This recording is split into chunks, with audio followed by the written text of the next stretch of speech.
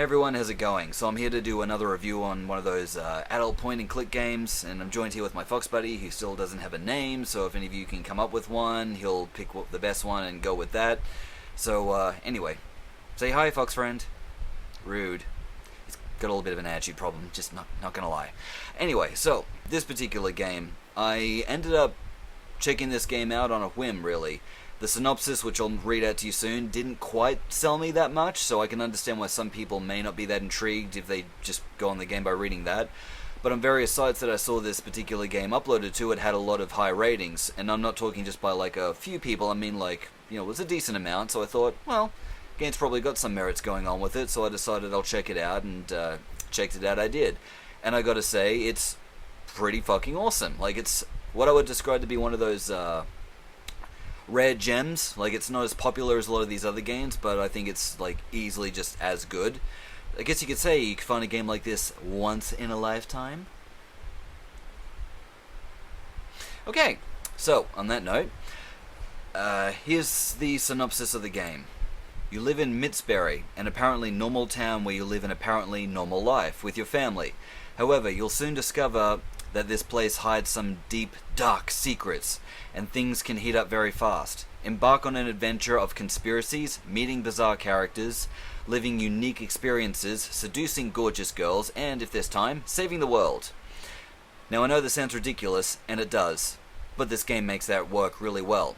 Now, I'll elaborate a little bit on this synopsis for you. Now, the family part, this character, at least in the story that's released in its untouched format. Perhaps untouched is the wrong choice of words for an adult game with nudity in it, but anyway, point is that there is a incest version, according to my Fox friend here, because he's the one that played that version. Isn't that right? So the version that I played was the one that goes like this. So your character, when he was about 4 years old, his mother died, and so when he was about, I think, 14 or 15, his father remarried, and the woman that the dad married had 2 daughters. And so basically, the women you'll be seducing will be the stepmother and the stepsisters. Every man's dream. So the engine this game is made with is the Renpi Engine, and as I mentioned before, and I'll keep mentioning, I really love that engine because it's extremely user-friendly. You can pretty much just download it, assuming that you download it from the link by the developer. There may be some issues if someone else has maybe tampered with it, or if you download it from a third-party source, but provided you get the link from, the credible source, you pretty much just double-click on the little application to load the game, and the thing just works. As I found some other engines, you got to reconfigure certain things, with the computer and what have you, and so it can be a bit of a hassle. So I really love the Renpi engine for its simplicity.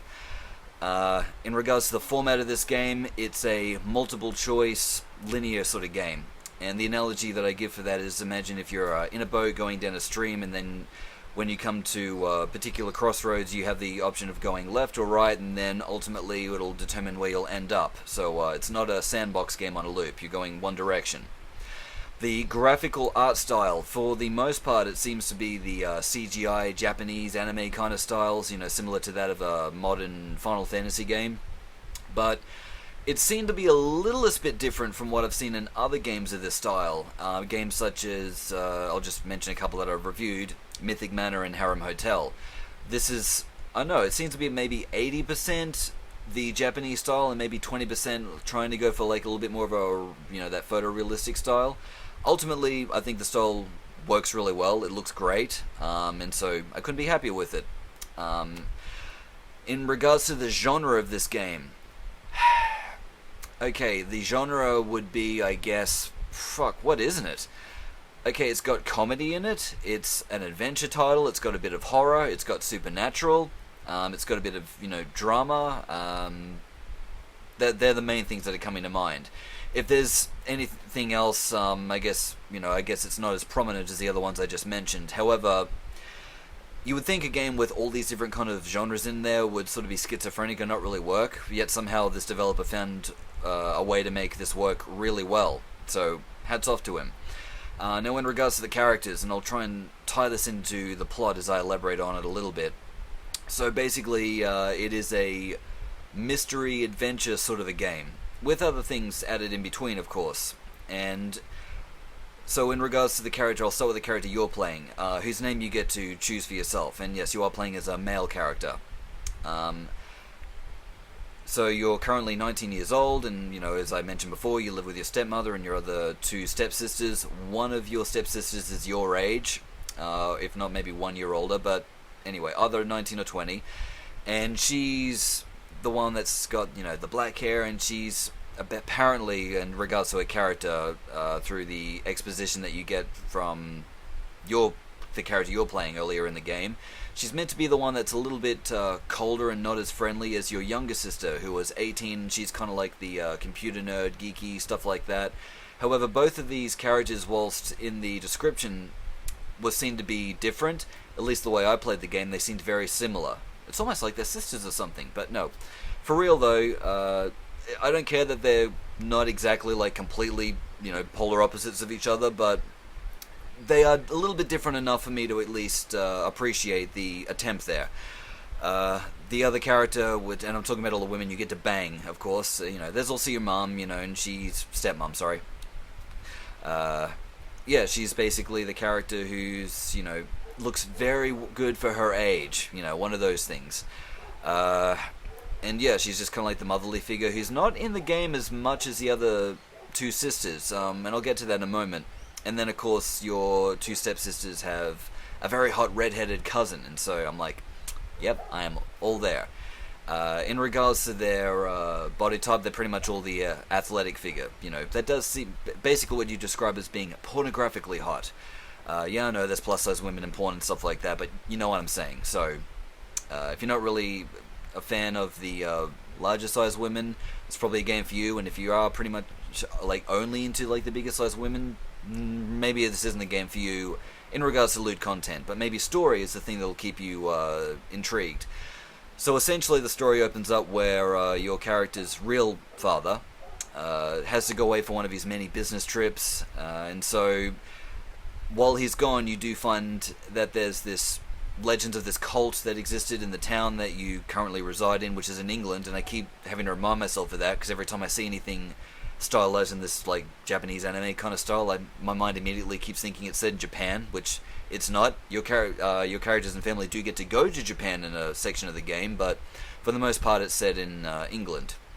And so, yeah, your character's dad goes away for one of these, you know, many vacations and stuff like that, and then, as I mentioned with the cult, you then find out that he may be part of the cult. You go into the basement, the forbidden basement, because, excuse me, he leaves the key to the basement behind, I'm sure by accident, and then you find some clues down there that basically give you pinpoint a particular location, like its coordinates that come through a computer.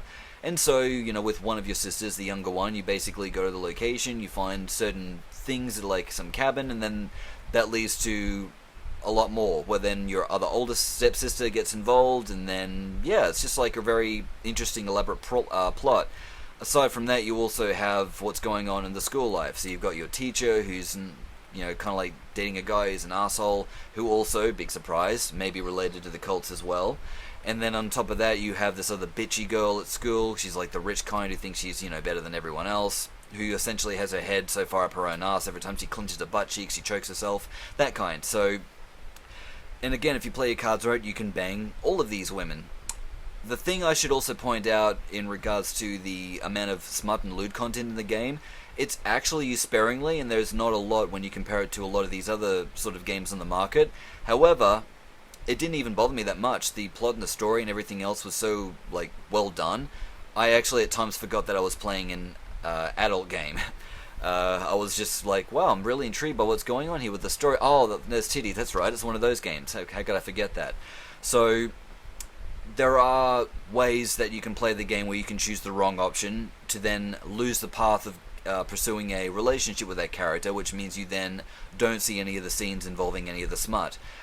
But even if you play your cards right and get the maximum amount, there's still not as much as you would get with other games. But it's actually not bad, for two reasons. The one I mentioned before, the storyline's also really awesome, and so that was enough to keep me intrigued. But the other aspect as well is because I feel like I'm developing a proper relationship with the character. Some games won't mention which ones, but I find they do try to throw you into the smut too quickly, in a way where I find it's a little bit compromising to any kind of believability with the character. And so typically what I find with a lot of these other sort of games is that every choice you're making is just to lead to all the smut. Not the case with this game. In Once in a Lifetime, it's pretty much like got so much more to offer. So the smut is equally as relevant and as important as the characters and then the plot, the mystery that you need to unravel. And so it's sort of like they're mixed in well with it, you know? So that's the thing that I find to be, you know, really awesome. It's like an ingredient that's part of your main meal, as opposed to the other games where I stated that, like, the smut is pretty much the main meal and everything getting there is just your appetizer. So, yeah, hats off to this developer for that. So that basically sums up, like, what I wanted to mention with, like, you know, the main characters for the most part. The other thing I do really want to mention is the fact this game does humor really well in a way that I think would only work for a video game. Like, if, you know, because a lot of that is involved with the interactivity. So I don't really know how to describe this humor. There's a little bit of, like, the game's very self-aware of what it is, and it does humor so well based around that. But I guess I describe the humor as being maybe quirky, perhaps. Also, maybe a little bit slapstick, a little bit ridiculous here and there, but again, all of this is done in a way that just works so well. And the use of humor, I think, is determined by the genre that you're currently experiencing in the game. Here's an example. If I compare this to old school Simpsons, on some of the episodes where Bart and Lisa would go on their little adventures where they have to work together and uncover some mystery, this game reminds me of that, because you are traveling around with your stepsisters trying to unravel a mystery, except it's a little bit more R-rated, in the sense that you, along the way, get to fuck some of them. But in regards to any kind of fetishes and stuff like that with the game, there doesn't seem to be a lot of that per se. It's very much, you know, just vaginal sex or handjobs or blowjobs. Keep in mind the game is not yet finished. Like, it's still in, I wouldn't say super early stages. I've invested quite a decent amount of hours into this game. So stuff like that may come about later on, but either way, it's about, more so than about the relationships and the chemistry you have with the characters, and all the sex scenes and everything basically emphasize that, and, you know, further that particular passion, I guess you could say. So it's used really well, despite the fact that it's used sparingly. But if you basically were just after a game where there's just loaded with sex and, you know, just for you to get your rocks off, this probably isn't one of those games. But luckily it has so much more to offer than that. So as I was mentioning, there were certain aspects of the game where, like, there's one where you go into an abandoned hospital that was closed down due to a fire. That's where you get this very survival horror kind of style going on, where there were some jump scares. Now keep in mind, if you are a veteran of horror-based games, the jump scares probably won't really scare you that much. But, you know, for someone like me who really likes to immerse myself exactly where the character is, you know, I found a couple of times I was like, oh, this is like a fucking shit. Should have seen that coming, but anyway. Then there are other parts where it's just, I don't know, like a straight-out comedy. Other parts is sort of like a comedy drama. Other parts is, yeah, like your adventure mystery. And so based on, like, the genre is based on exactly what event is happening. And the humor very much well relates around that. So that's really all I can say about the humor without rattling on about it. But just know that, of course, humor is subjective, and what I find funny, you may not find funny. But from what I've read from a lot of the feedback of the game, a lot of the comments on various different sites and stuff like that, people seem to love the story and the humor a lot, so, you know, there's that. Now, in regards to the next thing I want to talk about, which is, the pacing? Yeah, pacing's really good. It's very difficult to get lost, considering it's not a sandbox game on a loop. You're going one direction, so there was always something happening that kept me intrigued. There was never any moment where I was bored, so pacing was done really well. Even when they're using the characters are used extremely well. And so when it came to, like, say, using one of the sisters, you may not see the other one for maybe a whole half an hour, 40 minutes, because, you know, they're not really relevant to that particular aspect of the story.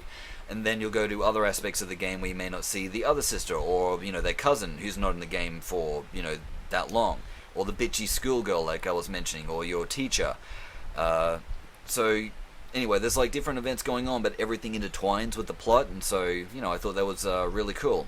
Oh yes, in regards to how the game is laid out in regards to the genre, like I said, I already mentioned the genres, but the game's not really set in a drama world, it's not set in the world of a porno, it's not really even set in the world of a comedy per se, but even though there is like a lot of humor in there.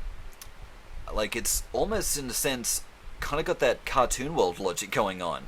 Like, that's the easiest way I can describe it. Some of you may be thinking, I don't really know what you're talking about. Well, play the game and it'll become a little bit more apparent to you there.